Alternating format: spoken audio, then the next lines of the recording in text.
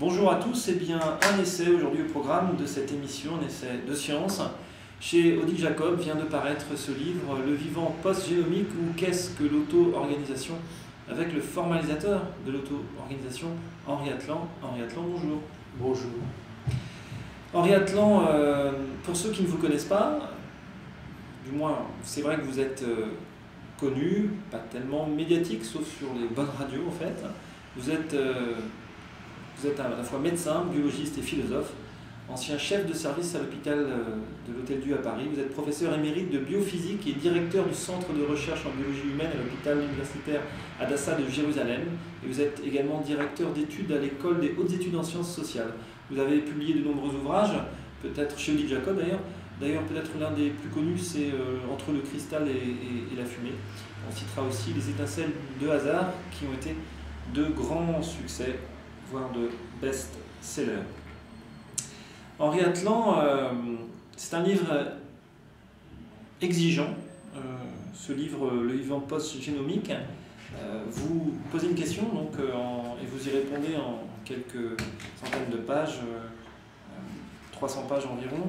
Qu'est-ce que l'auto-organisation? J'ai trouvé une définition dans ce livre. L'auto-organisation, c'est l'émergence non triviale de structures et de fonctions à partir d'interactions locales relativement simples, non imposées par un générateur central ou un programme. Alors c'est une définition un peu floue, un peu générale, volontaire, et c'est bien.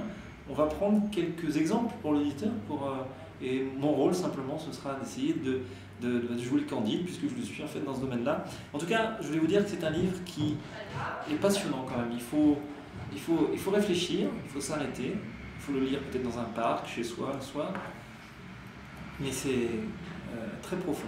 Henri Atlan, commençons cette émission avec quelques exemples simples qui vont aider l'auditeur à comprendre. Un exemple assez simple et d'ailleurs assez connu, c'est celui d'une fourmilière. On voit des fourmis s'agiter dans tous les sens, trouver un petit morceau de pain par exemple. Donc une fourmi prend ce morceau de pain, le traîne pendant quelques centimètres dans une direction et le laisse tomber. Une autre fourmi vient, prend ce morceau de pain, le traîne dans une autre direction, le laisse tomber aussi.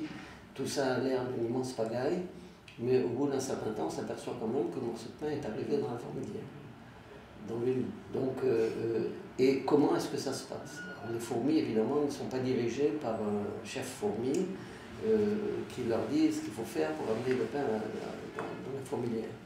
Eh bien, c'est un exemple d'auto-organisation. En réalité, les fourmis, chaque fourmi répond à un ou plusieurs stimulus locaux, en sentant par exemple des traces qui ont été laissées par d'autres fourmis. Et elles répondent à ça de façon réflexe, sans évidemment avoir le but d'apporter le pain à la fourmilière. Donc elles répondent à ça de façon purement réflexe. Mais un grand nombre de fourmis qui interagissent comme ça les unes avec les autres, eh bien finalement font émerger une structure qui a l'air d'être purement aléatoire, mais elle ne l'est pas. Elle a l'air d'être aléatoire parce que nous ne connaissons pas les détails de cette structure, et nous la voyons se former sous nos yeux.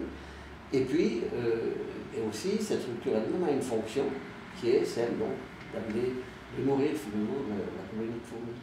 Voilà, c'est un exemple d'auto-organisation. Il y en a d'autres, on en trouve dans des colonies de bactéries.